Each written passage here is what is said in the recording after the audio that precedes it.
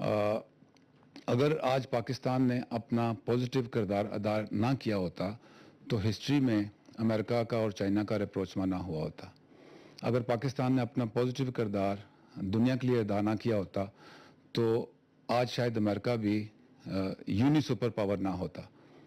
اور اگر پاکستان نے یہ کردار نہ ادا کیا ہوتا تو آج شاید ایسٹ اور ویسٹ جرمنی آج بھی علیحدہ ہوتے.